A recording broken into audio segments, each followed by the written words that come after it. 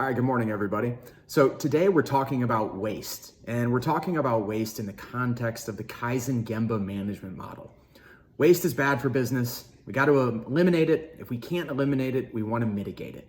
So today I want to use an example that I've had a number of times in my career, and that's OCTG threading problems. I like this example because OCTG, oil country tubular goods, oil field pipes we screw together for oil and gas extraction, it's governed by the API 5 CT. So in theory, when we have problems, that governing specification should at least make the identification, the root cause analysis a little bit faster so that we can move on and collectively find solutions.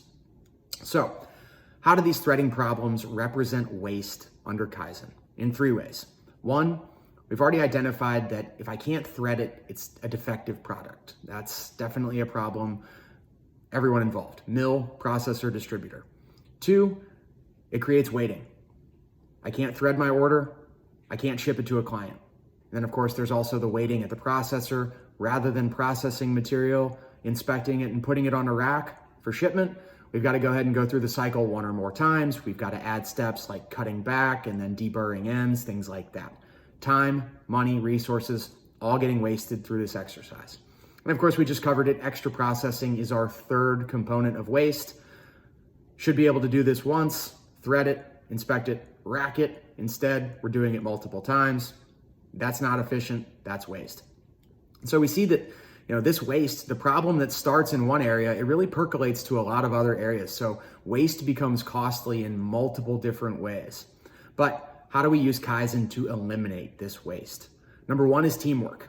I've got to get everybody that's involved in the manufacturing, the transportation, the processing, the handling of the product, and I've got to figure out where's this problem originating and how do we mitigate it, how do we eliminate it so that we don't have this waste occurring.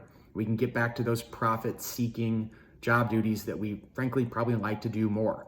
So, number one, teamwork. We've got to go ahead and identify the problem, start creating a solution. Two, self-discipline. I've got to pull my weight. The mill has to do their part to go ahead and make sure that the pipe that comes out of that mill meets spec and is ready for threading the minute we put it on that line.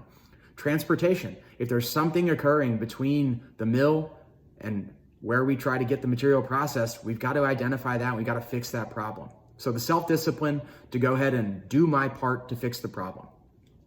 If I do those things and I do them effectively, we may have to use another model. We've talked about how change efforts can get derailed.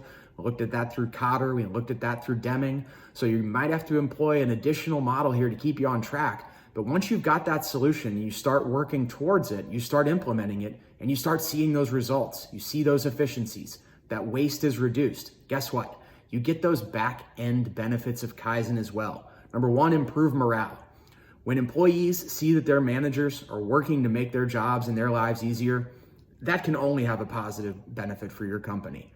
So rather than doing a job 3-4 times, getting that frustration of having to redo my work, I do it once, I'm done, I set it aside, I move on to the next task. That's ideal.